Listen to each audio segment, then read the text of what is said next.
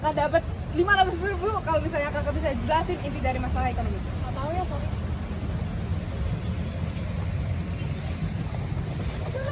Kakak dapat 500.000 kalau misalnya kakak bisa jelasin apa itu inti dari masalah ekonomi. Ya, nggak tahu. Orang nggak tahu sih. Inti masalah ekonomi adalah terbatasnya sumber daya untuk memenuhi kebutuhan manusia yang tidak terbatas dan beragam. Inti dari masalah ekonomi adalah kelangkaan atau disebut kekurangan. Jika alat pemuas itu lebih sedikit dibandingkan kebutuhan manusia itu sendiri, maka tentu akan terjadi kelangkaan. Dengan demikian, inti masalah ekonomi adalah keadaan di mana manusia kebutuhannya lebih sedikit daripada alat pemuasnya. Kelangkaan merupakan satu kondisi di mana kita tidak dapat memenuhi kita dengan singkat kebutuhan lebih banyak daripada barang dan jasa diperoleh.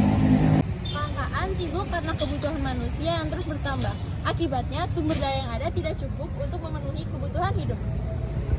Kelangkaan juga dipengaruhi oleh berbagai faktor, antara lainnya adalah yang pertama, sumber daya alam. Ketersediaan sumber daya alam sangat terbatas untuk memenuhi kebutuhan manusia. Misalnya, ketersediaan minyak bumi dan batu bara di alam terbatas. Sementara, manusia masih bergantung pada dua sumber daya alam ini untuk memenuhi kebutuhan mereka. Dari mulai melakukan produksi, distribusi, maupun konsumsi. Lalu faktor yang kedua adalah sumber daya manusia. Sumber daya manusia merupakan faktor utama untuk memproduksi barang dan jasa. Namun terkadang kurangnya tenaga kerja membuat produksi barang dan jasa tidak optimal dan tidak mampu untuk mencukupi kebutuhan masyarakat. Lalu faktor yang terakhir adalah ilmu pengetahuan.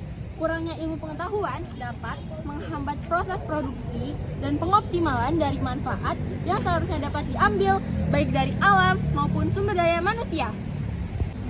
Kelangkaan bahan pangan bisa disebabkan oleh banyak hal, mulai dari permainan pasar, perubahan iklim, dan infrastruktur yang belum memadai. Contohnya yang pertama ini adalah kelangkaan minyak goreng.